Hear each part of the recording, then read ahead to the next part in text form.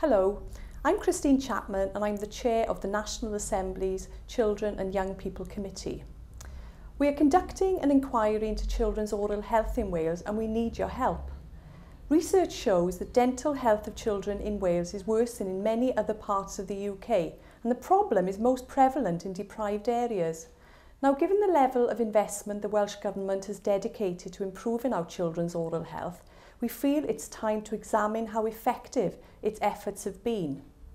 So, we will be assessing whether that extra investment has delivered improved standards, particularly amongst children who live in Wales's most deprived areas. We will also be asking what, if anything, can be done to ensure that Welsh children are getting the best possible service consistently and across the country. We would like to hear from anyone who has an opinion or interest in this area. If you'd like to contribute, please contact us on the email address at the bottom of the screen. We look forward to hearing from you. The National Assembly for Wales is the democratically elected body that represents the interests of Wales and its people, makes laws for Wales and holds the Welsh Government to account.